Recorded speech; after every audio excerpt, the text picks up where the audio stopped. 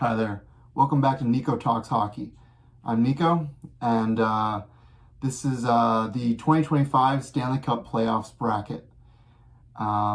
So this year we've got an amazing first round set up for us, some unbelievable storylines, some fantastic narratives that will happen, and I'm just so excited to share my picks with you guys.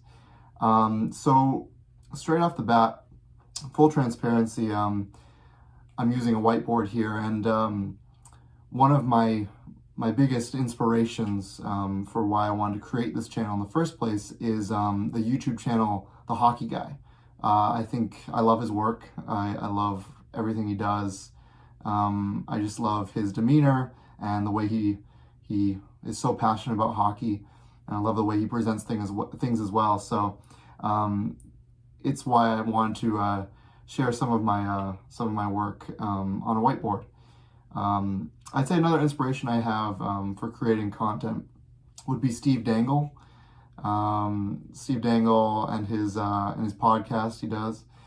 I think it's really entertaining, and I just love I love watching him, and I love watching The Hockey Guy. But yeah, let's just get straight into the bracket. So first off, let's start with the Western Conference. You've got the Winnipeg Jets versus the St. Louis Blues. You've got the President's Trophy team against wild card 2 of the West. Seems like a bit of a mismatch, and it is. I think although the Blues, they won that 12-game winning streak, they're hot, but they're also they have so many more flaws than the Winnipeg Jets. The Winnipeg Jets, everywhere, they're really solid. I mean, obviously in goaltending with Connor Hellebuck. You've got a great forward core led by Mark Scheifele and Kyle Connor. And defensively with Josh Morrissey there, and you've got Pionk. You've got a really nice back end there too. Scott Arniel coming in and leading them to the President's Trophy. I have the Winnipeg Jets over the St. Louis Blues. I think they'll handle them pretty easily. I have them in 5. So I'll put them here. And then we're going to go to the Dallas Stars versus the Colorado Avalanche, which may end up being the most entertaining of all the first-round matchups, and a large part of that is due to the Mikko Rantanen narrative. So these teams, I mean, they're both juggernauts. You could easily see both of them winning the Stanley Cup. The Stars, they're so deep on offense. They got a fantastic goaltender in Jake Ottinger. Their defense is a little shaky. Their right side with Lyubushkin and Dumba, and then Miro Heiskanen being unsure, and we don't know if he's going to play in the first round or not. So that's my concern there with the Dallas Stars. But the Colorado Avalanche, they look as strong as ever. They're getting Gabriel Landeskog back. I don't think he'll be the biggest contributor, straight away at least. But just having him there is going to be such a morale boost. They've got such a good team. They remade their team this season, it seems like, with getting 2 completely new goaltenders in Blackwood and Wedgwood. You've got Brock Nelson there to finally fill that second center gap that they've seemingly not been able to fill since they've won the Cup back in 2022. I have the Colorado Avalanche beating the Dallas Stars in a heated 7-game series. So let's move on to the Pacific. You've got the divisional winner of the Pacific, the Vegas Golden Knights, versus the wild card 1 Minnesota Wild. Minnesota Wild, they were so good to start the season. They were looking really strong, and then the injury bug, like crazy.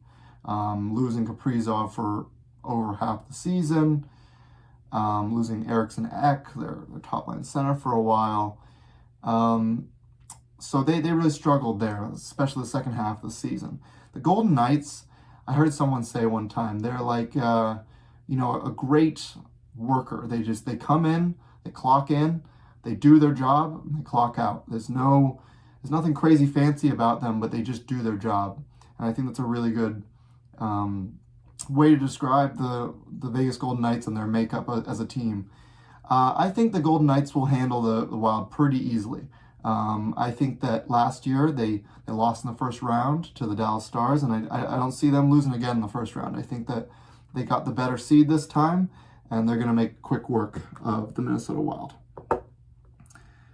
And then we go to the Los Angeles Kings versus the Edmonton Oilers. Matchup round 4. 4 years in a row of this happening, and all 3 prior years the Oilers make quick business of the Kings. But I don't know about this year. I want the Oilers and McDavid to win the cup for his legacy more than anyone, I feel like. But the Kings look so good this year. Defensively, they are one of the top defensive teams in the NHL. Darcy Kemper has been unbelievable in goal this year. What a rebound year. And offensively, there's nothing crazy, but it's not a negative. And the Oilers, they're honestly, I point to Matthias Ekholm, their top defenseman, being out potentially for the whole playoffs and for certain round 1. That's such a huge loss. So for these reasons, I have the Los Angeles Kings. I may be really dumb for picking this, but I have them over the Edmonton Oilers. So before we get into the rest of the West and how that shakes out, let's go to the East. For the Toronto Maple Leafs versus the Ottawa Senators, Battle of Ontario. There may be no matchup I want to see more than this one. I think it's going to be a fantastic series. Ottawa Senators coming in for the first time in 7 years to the playoffs. And Brady Tkachuk, man, if what we saw at the Four Nations tournament was any indicator, he's going to come out swinging. He may be somewhat injured, but I still think he's going to play with a gigantic, chip on his shoulder like he always plays, and he's just going to bring that next level. But the Toronto Maple Leafs, I do believe they're a different team than past iterations. And it starts with the coach, Craig Berube, coming in and changing the way they play hockey. It's much more of a grinding style. It's much more suited for playoff hockey. You combine that with Mitch Marner having his best statistical season as of yet, and then their goalies, Anthony Stolarz and Joseph Woll, they've been an unbelievable tandem, the best tandem in my opinion in the league this season. Barring Connor Hellebuyck as the main goalie, he's obviously the best. But as a tandem, I think that they're as strong as anybody. And so I have the Toronto Maple Leafs in 6 games. So we'll put them right here.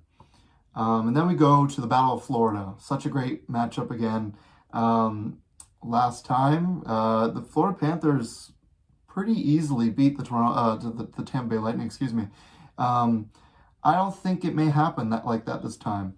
The Florida Panthers are banged up, and one has to think that it's because they've gone as 2 straight Stanley Cup Finals.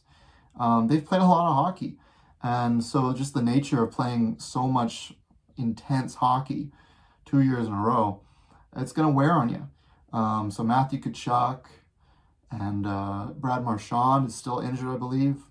Aaron Ekblad's going to miss the first 2 games.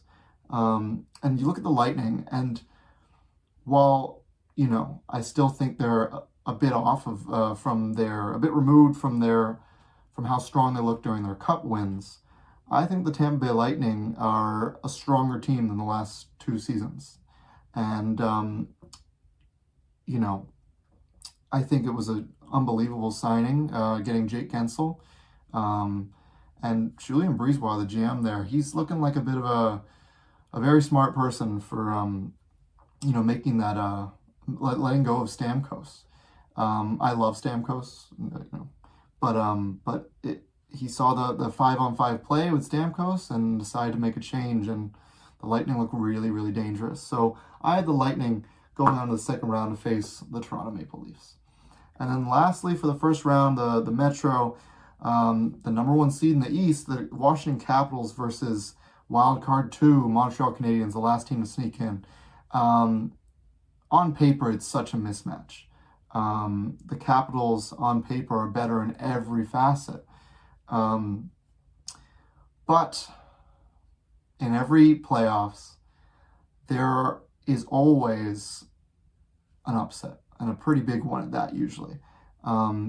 This is my upset. I'm picking the Montreal Canadiens over the Washington Capitals.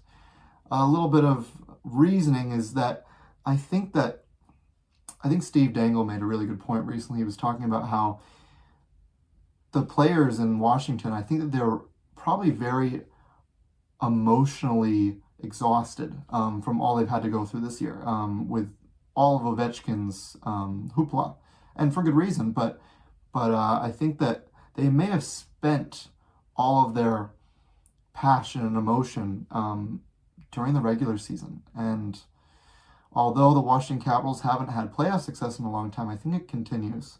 So I do have Montreal moving on as the underdog. Moving on to our last first-round matchup, you've got the Carolina Hurricanes versus the New Jersey Devils. The New Jersey Devils, if they were completely healthy, I would pretty easily pick the Devils to move on to the second round. But the fact of the matter is that Jack Hughes, their best forward, will be missing the entire playoffs. And it can't be understated. Or overstated. But yeah, I think that Jack Hughes gone, and then Dougie Hamilton, I think right now the injury there is a little unknown. I don't know if he'll for sure play the first round. I'm hearing conflicting reports, so we'll see what happens there. But the Devils, I think, when fully healthy, are a really good team. But they're going against a Carolina Hurricanes team that is just rolling right now. Ever since they traded Rantanen away, they've been just firing on all cylinders, and I think they're a team that's very hungry right now. So for that reason, I'm picking the Carolina Hurricanes to best the New Jersey Devils, I would say in 6 games. But yeah, so that's the first round. We've got our final 8 teams. Let's move on to the second round. For starters, we'll go back to the West. We'll go to Winnipeg Jets versus the Colorado Avalanche. Now, last year, we know what happened. The Colorado Avalanche bested the Winnipeg Jets, who were also really good last year, in 5 games. Dispatched them like it was nothing. And made easy work of Connor Hellebuck, who won the Vezina last year. So I think a lot of people may be looking at this matchup and be like, yeah, no, the Winnipeg Jets, this is their team. The Colorado Avalanche are the team that just the Winnipeg Jets, they'll always have the Jets' number. But I think, this is my opinion, but I think that the experience of losing last year in the fashion they did, and coming back and being even stronger in the regular season this time, I think they've got something to prove, and that is paramount in the playoffs. So I do believe that the Winnipeg Jets will best the Colorado Avalanche and move to the Final Four for the first time since 2018. And then we have the Vegas Golden Knights versus the Los Angeles Kings. I think the world of the Kings right now, I think that they're so hot. I do believe they have the best record since the trade deadline. They're so hot right now. But I think the Vegas Golden Knights, with that experience of going deep into the playoffs and the hunger after losing in the first round last year, I think carries over. And I think that the offense of Vegas bests the offense of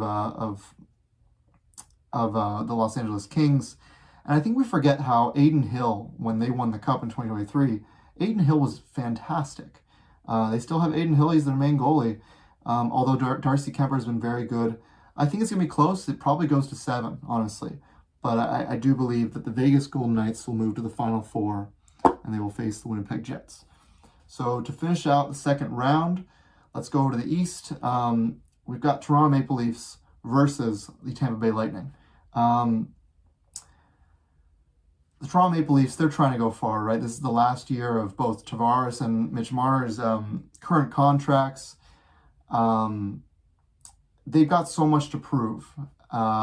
the Tampa Bay Lightning, they have a lot to prove as well. They're trying to prove that their cup window is still open and that they can still make it deep. However, there's one problem with the Lightning trying to do that, is that ever since the Leafs beat the Lightning in the 2023 Stanley Cup Playoffs in the first round, the Leafs have always had the Lightning's number. For whatever reason, I can't really explain it. It might come down to systems and the way that the coaches, or just the way that the teams run their systems against each other. But yeah, so I think the Toronto Maple Leafs shock some people and move to the Final Four for the first time, and honestly, I don't know how long, but they will be moving to the Final Four. And then we've got the Carolina Hurricanes versus the Montreal Canadiens.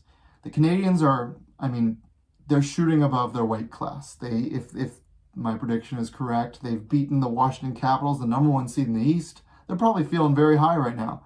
But I think the Carolina Hurricanes will bring them down to earth. I think they'll pretty quickly handle the Montreal Canadiens. I think that their style of play, with the amount of shots they get on net, the amount of chances they have, the amount of controlled play that they use as part of their system, I think is going to be the foil to the Canadiens' game. And so I think pretty easily the Hurricanes will move to the Final Four, and they will face the Toronto Maple Leafs. Now, who goes to the Stanley Cup Final? You've got the Winnipeg Jets versus the Vegas Golden Knights. It's a rematch from 2018. And in that matchup, the Vegas Golden Knights went on to the Stanley Cup Final. However, I do believe it ends differently this time. I think that the Winnipeg Jets will best Vegas, because at this time, I think that the Connor Hellebuyck will take his game to an even higher level. He's already, in my opinion, the best goaltender in the world, and I think he even ascends higher in the playoffs when they get this close. And I think that I don't think that Vegas will be able to solve him. So I think the Winnipeg Jets will go to the Stanley Cup Final. Toronto Maple Leafs versus the Carolina Hurricanes. They don't play similar styles, at least this year. The Hurricanes are playing the game they've always played, which is they take a lot of shots, but it's not always the best chances for. It's large quantity, not the best quality, right? The Toronto Maple Leafs, I think that they're the opposite. I don't think that they always have, at least this year with Craig Berube's style, I don't know if they get a ton of chances. They kind of wait to strike. And when they get a really nice quality chance, they take it, and they usually capitalize on it. I think the downfall of the Hurricanes will be their goaltending. I'm not a big believer in Frederik Andersen, and at this point in his career, I'm not a big believer in Kochetkov, their backup.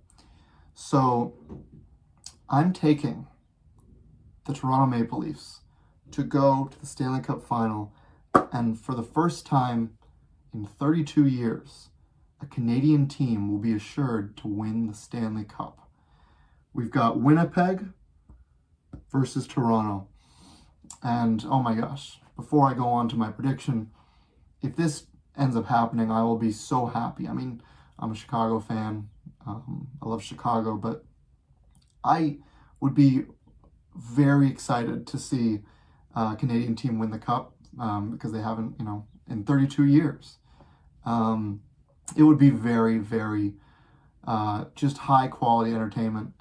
And, with Toronto and their market. And then the opposite being, the Winnipeg Jets, they have the lowest market in terms of just the ability, the revenue. And so I think it'd be great for Winnipeg, obviously great for Toronto. So let's just get into it. The Winnipeg Jets versus Toronto Maple Leafs, they both have fantastic goaltending. You've got Hellebuyck and you've got Stolarz and Wall. If they make it this far, they probably only go with the one guy, and I'm guessing it's Stolarz. He's impressed me just a little bit more than Wall has so far this season. But although Hellebuyck is going to win the Vezina Trophy, I think that you can call goaltending a tie for them. So let's move on to the defense. The Toronto Maple Leafs have really improved their defense, right? They got Chris Tanev. They've got Oliver Ekman-Larsson. They got Brandon Carlo from the Bruins. They're not, this no defense team anymore. And offensively, for the defense for the Winnipeg Jets, you've got Josh Morrissey, though, who, in my opinion, is the best defenseman of either team, of any of the defensemen on either team. So defense, maybe you've got an ability to defend a little bit better for the Leafs, but when you're looking for production on the back end, I think Morrissey bests Morgan Riley from the Leafs. So I'm going to say kind of a tie there too.